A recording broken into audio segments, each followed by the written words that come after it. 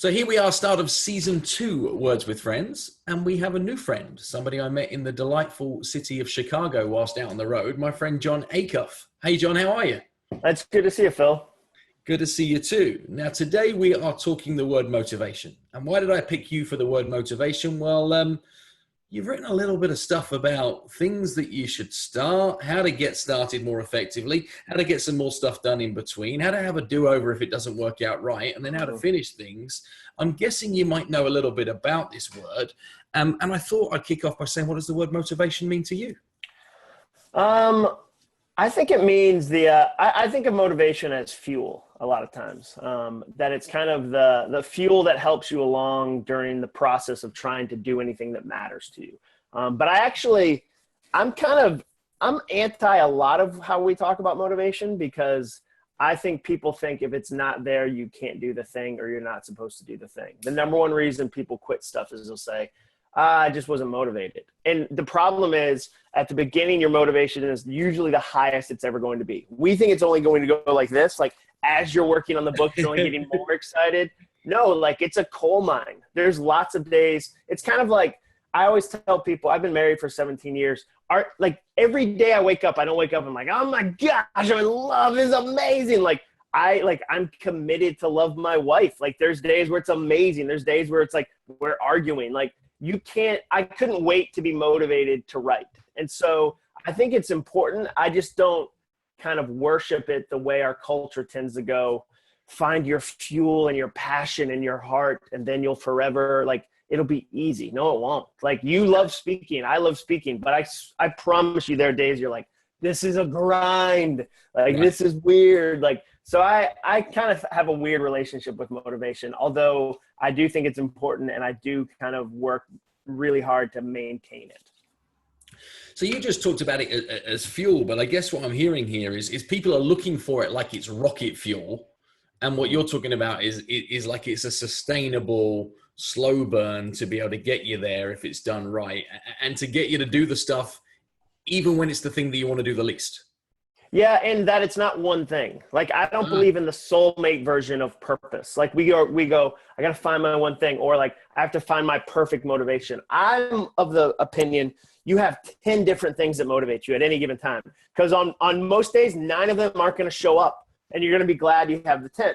I think when somebody goes, I'm motivated because I'm going to go to my high school reunion and I want to lose weight. There's going to be days where you don't care about that. You're like, screw those people. They're dumb. I don't even follow them on Facebook. Like, I didn't like them in high school. I won't like them now. I'm going to eat this terrible thing. I'm saying you need like an army of motivation. And you need to cultivate it. Like, it's something, I guess that's how I'd say, like, it's a fuel you cultivate, not a fuel you receive. Like, oh, from the ethos, now I feel motivated like a unicorn. Like, I think it's something we can be deliberate about and work on. And that's where I'm a little different. Okay. So how do we do that then? How do we cultivate? How do we work on it? How do we get more of it? Well, part of it is just the self-awareness to understand what works for you. I tell this story. I have 3 buddies. We are in a mastermind, and they all said, oh, I'm so motivated on airplanes. I get so much work done on airplanes. I guess I should fly more. And that's a stupid thing to say. The solution isn't fly more. The solution is to go, why do I get stuff done? Why am I motivated on airplanes? Well, you have deadlines. You know when you get on. You know when you get to work. They ding you with an audio deadline of ding, now you can use your laptop. Number 2, you can't bring everything. Like, in an office, I could touch all these books today. On a plane, I have like the world's smallest tray. I can't bring a bunch of stuff. 3, you're anonymous. Like, you can focus. Like, nobody's popping their head and going, you got a minute. 4, you don't have strong Wi-Fi. Like, even if you pay for it, it's the world's worst Wi-Fi. And so if I realized that, I could then recreate that situation, like, to find my motivation on Earth. And so the problem is, we love to say stupid things like failure is the best way to learn. I'm fine learning via failure, but I would argue winning and learning is way better. Like, if you said to me, you can fail and learn or win and learn, I'm picking win and learn every time. The problem is we never stop to learn because we're too busy celebrating. So very rarely do people go, okay, wow, that works. So if you and I had coffee and we were at some hipster spot in Brooklyn where it was in like a square cup and we were sitting down and you said, hey, I want to get more motivated, I would say, well, tell me about a time where you won in the past. And the other problem is we silo ourselves. So I'll meet people that are overweight but really good at finances, and I'll go, well, tell me about the finance thing. They go, oh, I have a chart, I have a budget, like I have a did it. I'll go, well, let's take some of that and put it over in the fitness side. Let's take, like you and I, like you're in the same companies I'm in. It's crazy how many top executives are really out of shape and really unhealthy. And you go, but dude, you climb the top of this ladder. Like you're clearly really good at being disciplined on some things. What if we applied it? And I think that's part of the breakdown for people. So I would sit down with you and say, you've been motivated at something else. How did that happen? How did that work? How do we apply it to this new thing where you don't naturally feel motivated? Okay. But you and I, we live in the world of being motivational speakers, right? That's what many people would describe us to. And if I run a workshop and I get people to tell me why they're here and get a list of objectives out from an event, one of the things that often comes out is I want a bit more motivation. Sure. There seems to be this belief and feeling that you get it from elsewhere. Somebody else is responsible for delivering it to me. Gimme, gimme, gimme. What's Jon Acuff's take on that? I think you can get a momentary burst, but if you expect to receive it that way, you're now a slave to receive it that way. If Phil is in charge of my motivation and I see him once a year at our annual sales conference, then I guess I'll be motivated once a year. Like I don't, so again, that's why I like a variety of motivation. I just think that there are times where you go to an event, and you're really motivated and excited. And I think that you and I and other speakers like us can amplify that. I really think we can. But I think the reality is I'm only seeing you one day. You've got a bunch of other days you need to deal with. So I would rather teach you how to self-motivate than tell you you're always going to need, this person, this process.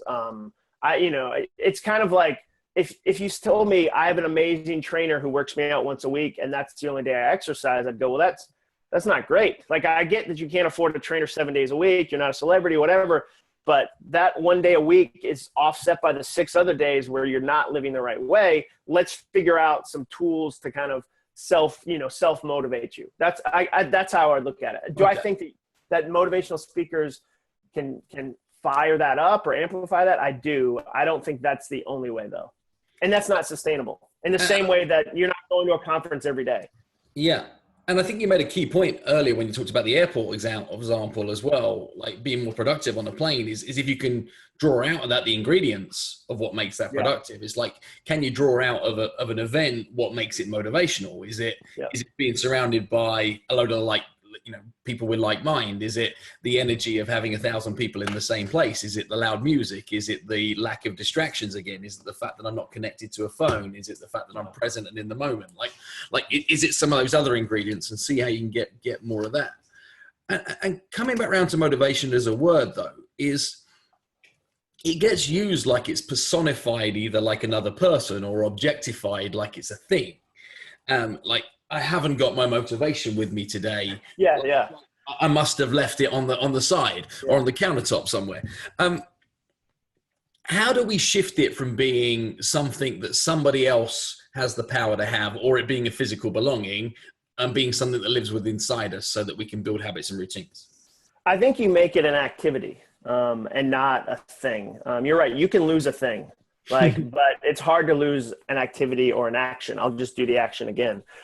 So I think part of it though is figuring out, making it personal enough that you use your system, not somebody else's. It's a terrible thing to try to use somebody else's form of motivation to motivate yourself. What works for me won't work for you. And the other thing is that I tell people, be willing to be weird in the pursuit of it. I think motivation is very personal and very weird. So it might be that you want something and you print it out and you cut it up into little strips and you paste one up on the wall every time you hit that goal. That's weird to some people. For me, this is something I do when I have any challenge that I need to do that's number based. So say I'm trying to ride 100 miles in a week on my bike, or I'm trying to sell 100 courses. In my head, I think of it like a football game or a basketball game, like a score. At the beginning, I'm losing 100-0, and that's terrible. But then as I make some progress, I'm like, yeah, it's still a blowout. It's 80-20, but I at least scored a little bit. And then And so I think about it in terms of a sport because it motivates me. And the average person be like, that's really weird. Like, it's not a sport. Like, why are you imagining a fictional football game when you're riding your bike trying to push through? And I'd say, well, if I got the miles done, I don't care that it was weird. Like, the results speak for themselves. Like, I'm going to have some weird. And so, like, I think a big part of it is making it personal. And then, like, finding out how to have fun with it and make it, like, I know, for instance, so I'm trying to ride 1,000 miles on my bike. I got a road bike. It's really popular in our town. And so I said to myself that, like, it rains in Tennessee like crazy. I live in Nashville. We get more rain inches wise than Seattle. Like, it's so dumb.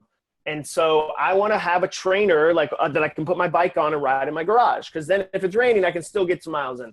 And I could buy it today. But I told myself, once I hit 1,000 miles, then I can buy it. Like, again, there's nothing connected. Like, I could walk in the store wouldn't be like, hey, have you done your miles? Like, my wife probably wouldn't even care. Like, it's not even that expensive, but I want the game of that so that because I looked at 1,000 miles, like, that's going to be hard for me. I've never done that.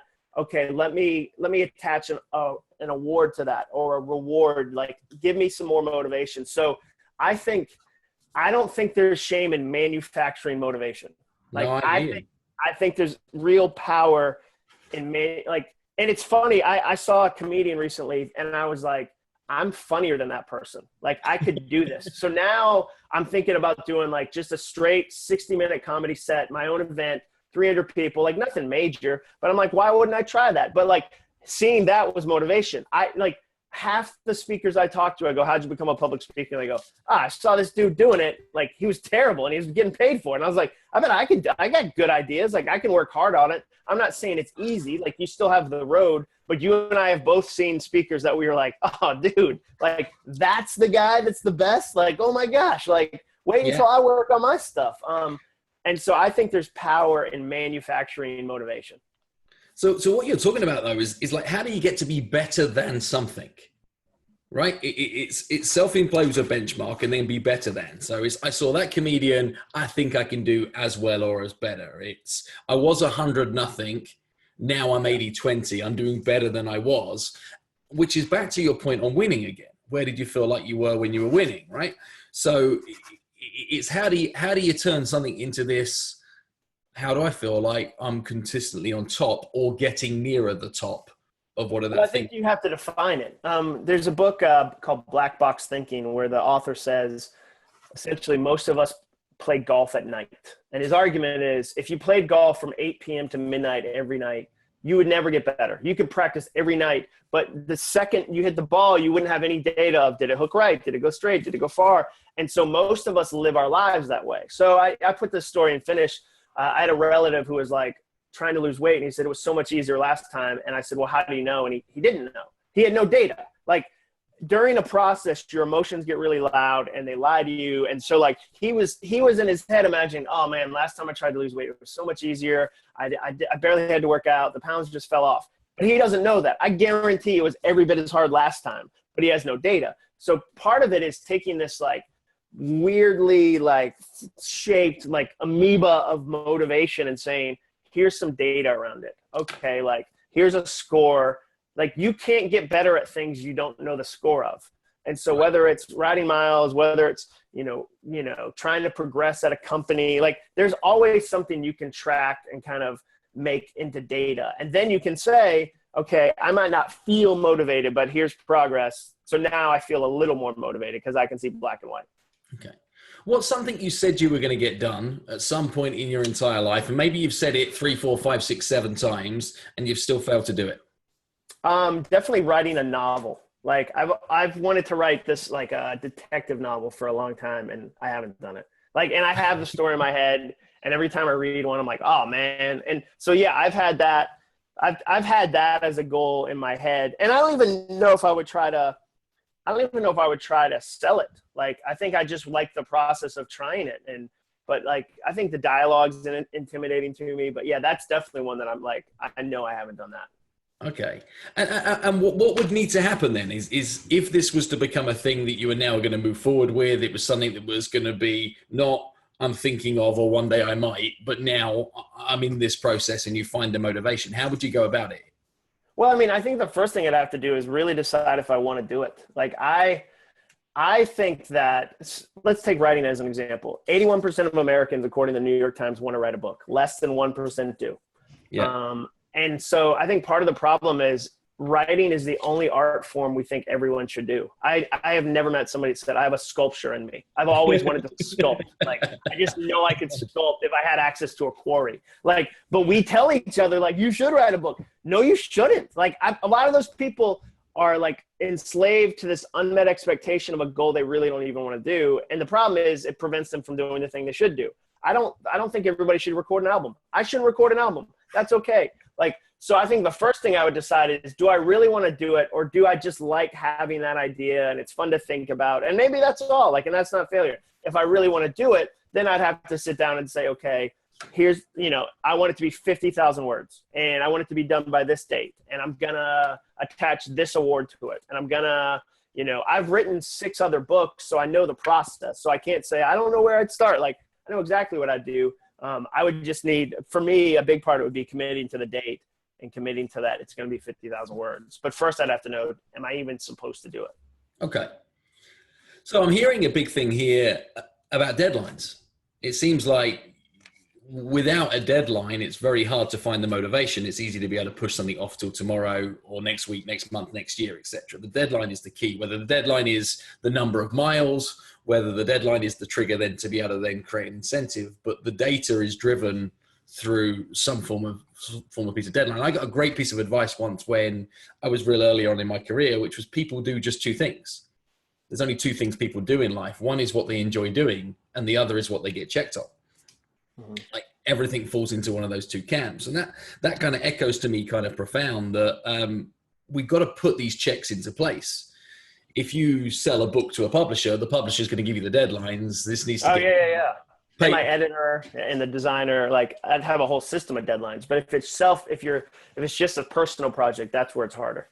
Right. So those kind of things need to kick in. So where does society play a part in motivation? Because there's so many distractions nowadays as to what we should do, the way things should look like, how long something should take, where you should be by when, like all these perhaps counterintuitive deadlines exist in our world that could actually be giant distractions. Yeah, it's funny. There's been studies since like 1935. The scientist Kurt Lewin did it, and Derek Sievers, this author, talked about it recently. Part of the problem is that if I tell you my goal the wrong way, I'm less likely to do it. So if I say to you, Phil, I'm going to run a marathon, people will then pre-congratulate me. They'll go, good for you. That's so disciplined. Like, wow, like I couldn't do that. And they pre-congratulate me. And my body releases dopamine, and it's enough of a high that I don't actually do the thing. If I say, I'm going to write a book, people go, wow, that's so brave. Way to be brave. Thank you. I am brave. I appreciate that. And I get this high. And so, like, that makes me less likely to do it. The declaration of it in the wrong way makes me less likely to do it. So then multiply that by social media.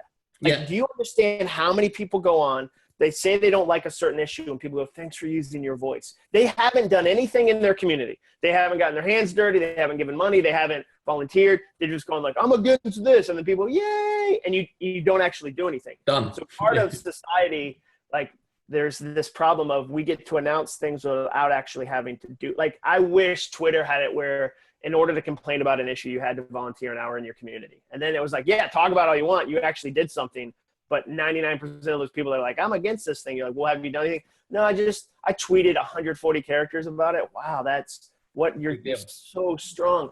And so I think that's a problem. And then I think the whole like comparison monster is another problem. When you compare what you're working on to something somebody else is working on, and it looks perfect online. Like I'll never forget, we went to Hawaii. I had an event out there, which is awesome. And people are always like, yeah, must get to travel. It's a cool place. I'm like, it's a lot. It's mostly mostly Tulsa. It's not often Hawaii.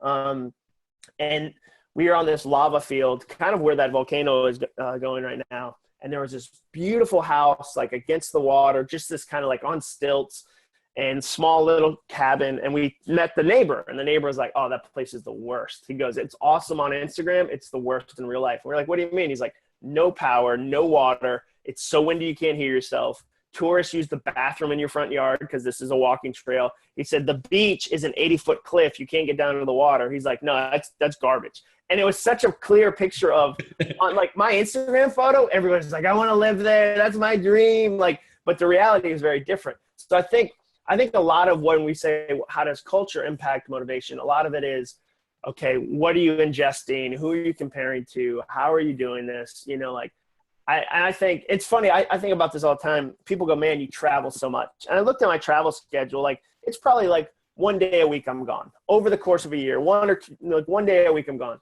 But they think I travel a lot because on Twitter, I tweet when I'm traveling. I won't tweet today. I'm in Nashville, just here in Nashville. But like, they saw me tweet 3 times. I love Orlando. What a beautiful city. And so they like, their filter is busted, like, because they only saw social media. So I think all of that kind of wraps into it. What it also does, though, sometimes is it creates a benchmark as to what good looks like at anything you might want to do, which says, well, why do I bother having a go about that? Because the distance between where I am and what I believe I would need to be good at that thing is such a giant distance, right?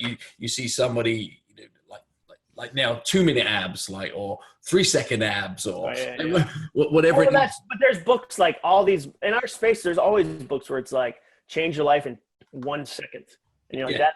Or like the other thing I like is I really am fascinated by like calorie Instagram accounts where they say like, don't eat this, eat this. I saw one yesterday. This is an exaggeration. It had a coconut, like a raw coconut. And they said, drink this instead of this Gatorade. And I wanted to say like, okay, I'll just go to a gas station when I'm on a road trip and I'll be like, where's your fresh coconut aisle? Like, or like when my kid's at a sporting event, I'll ask the coach, hey, whoa, did you bring fresh coconuts for the kids? You didn't? What kind of monster? Like, I'll take a 6-pack, like that kind of thing to me. It's also like the definition of good isn't realistic. Like we tend to use like I hear motivational speakers all the time say like realistic is such a terrible word, like dream crazy. And I just think that's not helpful. Like I think being realistic, like sometimes I think people try to criticize me for that, but I look at it and go, no, like I know my skills and I know my strengths. And I'm going to try to do more than I did last time with them. But I don't think it's fine to be realistic. Like that's okay to do that. Like that helps me actually achieve the thing I'm trying to do versus like this overreach that doesn't go anywhere. Right. And I guess kind of you got to be done before you get to be good, before you get to be better, before you get to be best, before you get to be like first in class. Like you got to go through all of those bases, which is often overlooked. Is people want to get straight from the, hey, I'm starting this thing and I don't want to just run a marathon. I want to win the marathon. It's like kind of jumps into the way. No, that's crazy to me. Yeah, that's silly. Some of the things I loved in Finish, which is your most recent book, which I love, by the way, because it's a book you can finish, which I think is like a success in itself, right? It's like, circular. Yeah. I actually got through the book. I didn't just start it. I like this whole methodology around the fact that not so much good is good enough, but the belief behind the fact that done is worth it. Let's get to a point where something is actually completed and full circle. And how do people take more from that? Why don't you just try and wrap up some of the key principles in Finish for people? Yeah, I mean, part of it, like we talked about the size, we found that people who cut their goal in half were more successful. And the problem is people tend to judge their goals on pass fail. So if I try to lose 10 pounds and I only lost 8, I failed by 2 and I give up. So we said, try to lose 5 and see what happens. And they, it's not big enough. Just try to lose 5. They'd lose the same 8 and they won by 3 and they try again. So part of it is going, here's, if somebody said to me, I want to write a book, I'd say, why don't you write a chapter?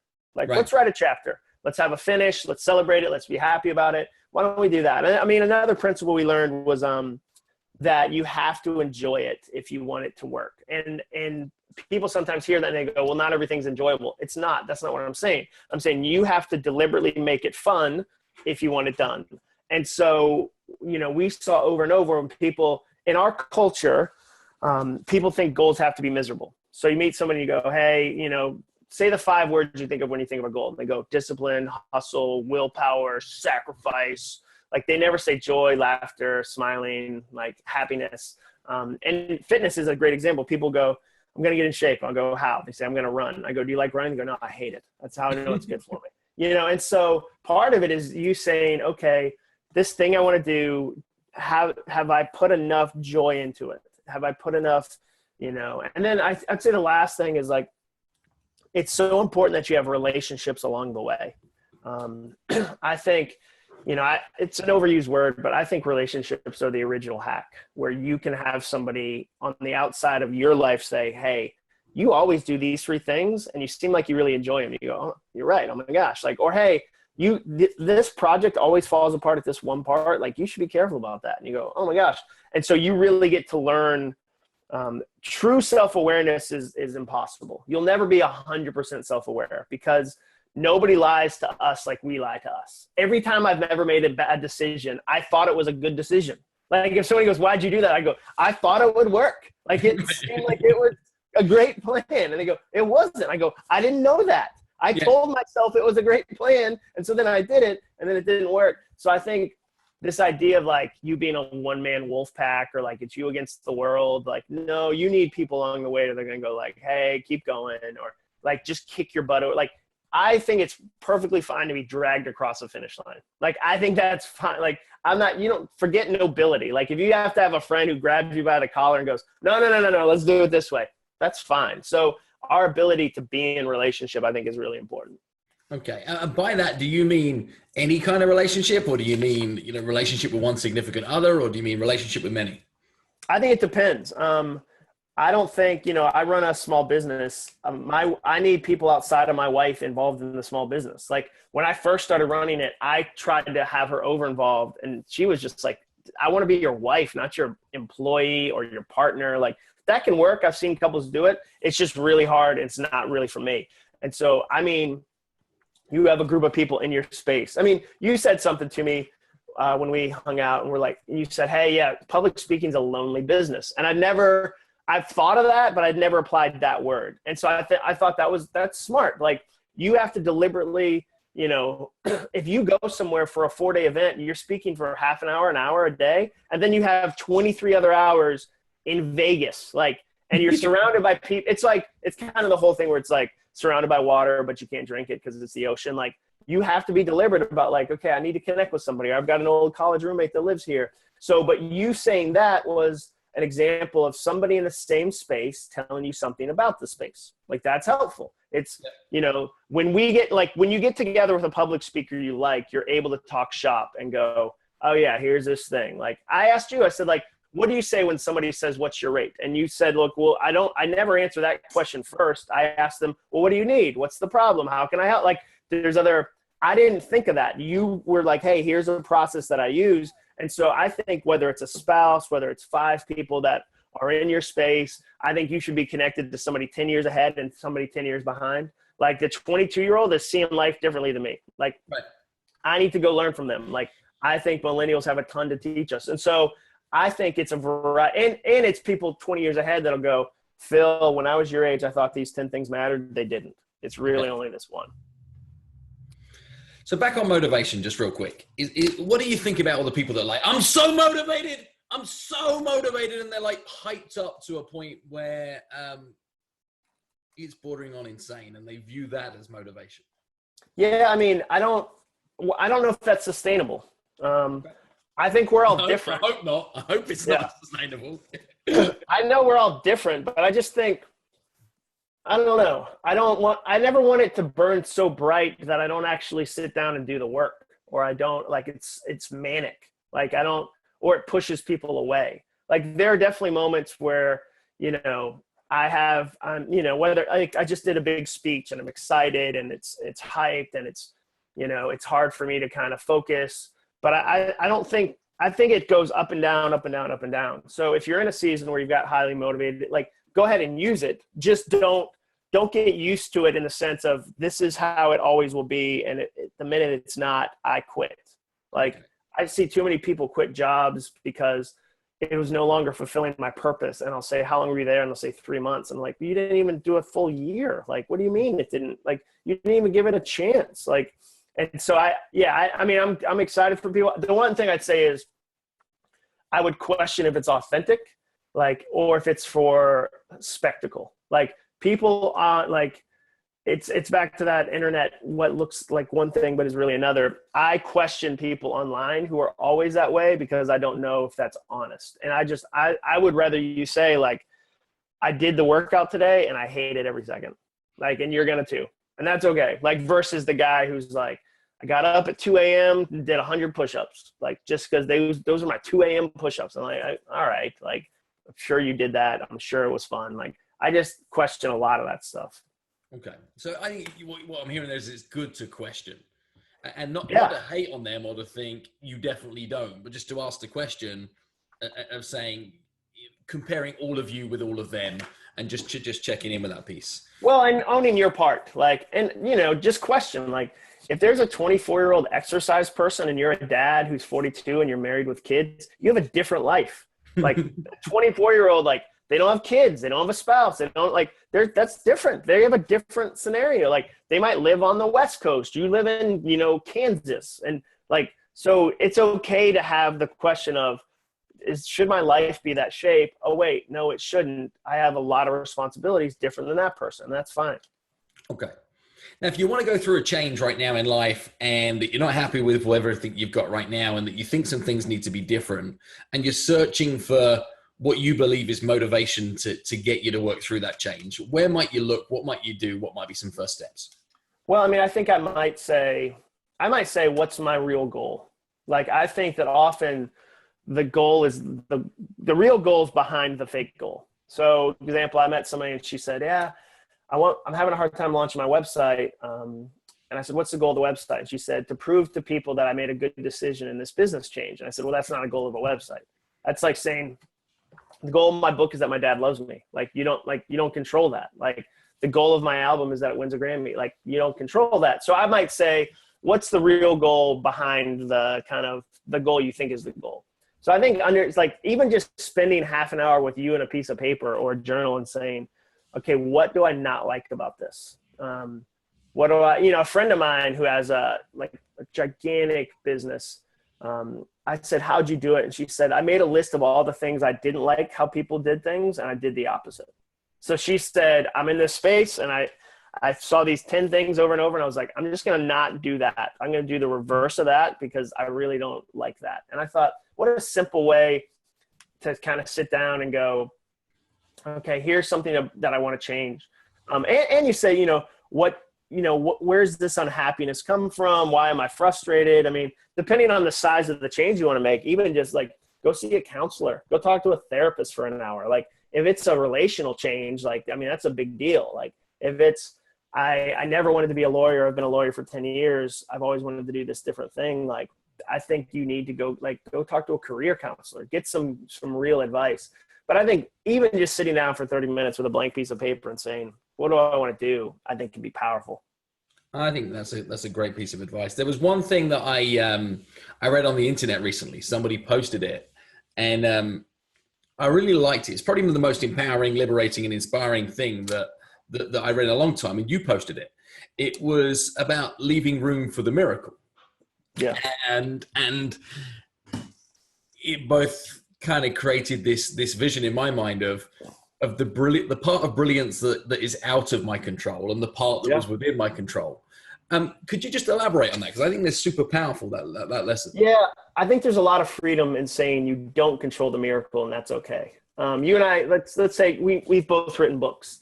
It's kind of like in Nashville, there's so many musicians. My friend's mom was like, hey, I heard that song like in a commercial, that other band, you should put your songs in commercials. And he was like, oh, I'll go ahead and pick up the commercial phone. I'll just book the next Apple commercial. I hadn't thought of that. Like, she didn't understand. That's a miracle. Like, it's a miracle if Toyota goes, we want to put your song in a Super Bowl ad. Like, wow. And so I think there's a great freedom in knowing you own the work. Like, I heard somebody say it this way. They said, like, measure your actions before the results. So like you and I know that like I can sell X amount of books with my hustle, with my platform, with whatever. I don't control Kathy Lee Gifford seeing my book at her dentist's office and putting it on the Today Show. Like, I would love that. I would welcome that in a second, but I don't control that. So I can't force that miracle. What I can do is create room for it where, like, I have to write the book. Like Phil's book doesn't get discovered if Phil hasn't written the book.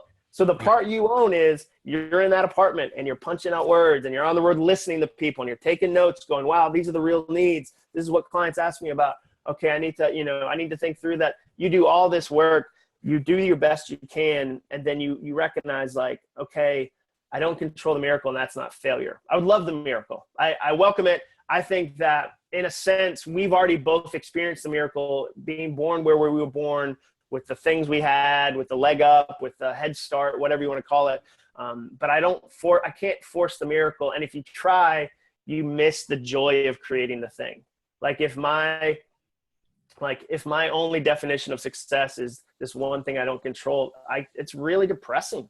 Like and you miss the good things that happened. If you're only, if you and I said our goal as public speakers is to be like the first public speaker on the Tonight Show with Jimmy Fallon, like you go, well, dude, like that's going to be pretty difficult. Like, and I don't know, and you're going to miss the joy along the way of like, I love getting to go serve a client and have positive feedback on like good stuff happens. But if you try to force it, it's just such a sad road. That would suck as well, right? If you try to force that and then it happened and the feeling you had was relief that Jimmy Fallon show said, could you come on? Oh, yeah. Like, woo! Made it. Finally. Yeah. No, it'd be like, it'd be overwhelming joy. And so, yeah, I just think through the times I've tried to force it, just haven't been fun. And I haven't been in a healthy place. And it's just, and then like you see other people who got to experience it. Like one thing I'd say is that I think there's a great power in unfollowing people that you don't find, that don't encourage you. And I don't mean like your mom, like, cause that's a whole other thing. But I mean like if there's people in your space, whether it's fitness or you want to be a writer or a small business person, like, and every time you engage with their content, you feel worse about your stuff, just unfollow them. Like I have some guys that like, I swear to you, dude, like, and it's not, and like, here's the other thing. It's not a meritocracy. Like it's not based on talent. Like you and I in our space, there are people that are giving speeches and they haven't done the thing that they're speaking about.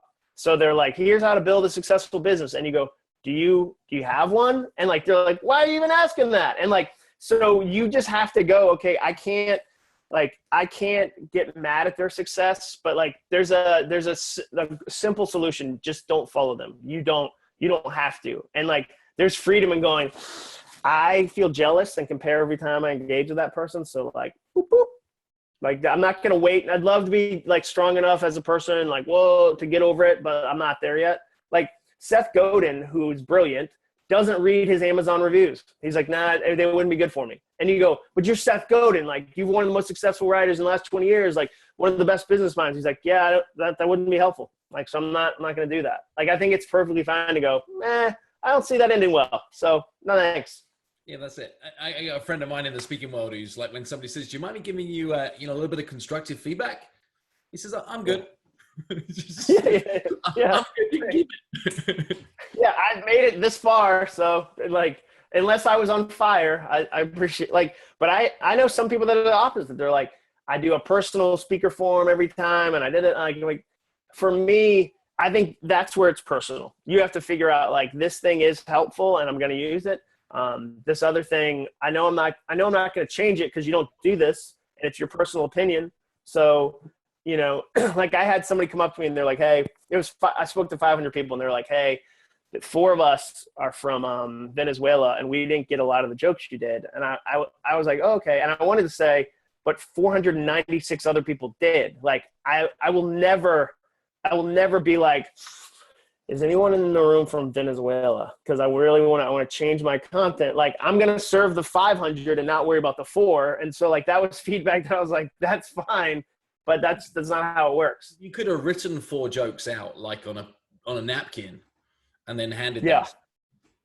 I could like individually said, here's a joke about like socialism. It's my one socialism joke. And I could hand it out like Now it's different where like when you've done international events, you have to tweak. If it's an all international audience, you tweak it. Like I can't do Fresh Bel Air joke in Athens, because they're probably not. Yeah, I got that line. That's one thing. But when it's just something random, you go, I'm gonna roll with the majority on this one.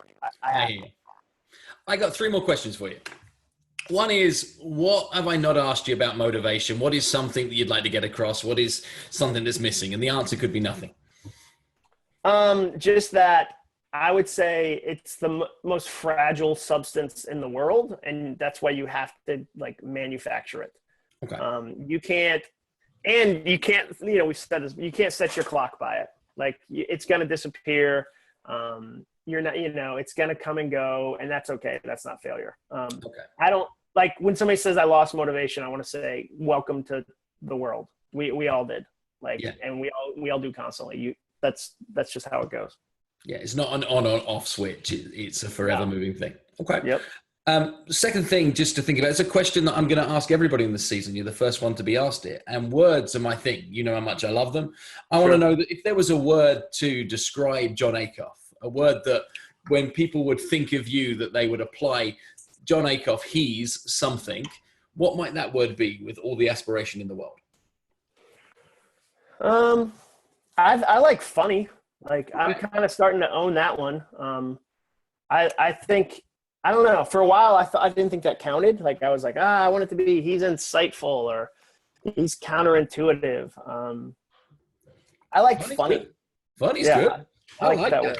And speaking of how funny you are, it kind of leads towards the next question that I have for you, which is where do people find out more about you? Because I'm going to say, if nothing else, follow you on Instagram. But where else do they want you to go? Do you want people to go? My website's just acuff.me. And then Finished is on Amazon. So if somebody said, okay, you've written a bunch of books, where do I begin? I'd say Finish. I think it's the best book I've written. It's got the most research, but I think like the stories, like the ping pong story is ridiculous. So I would say there, and then Twitter and kind of all the popular ones. But I would begin with Finish. And I think that is counterintuitively brilliant, is that when you write a book called Start and you write a book called Finish, let's start with Finish. Yeah. Which is genius. Jon, it's been a pleasure to have you on.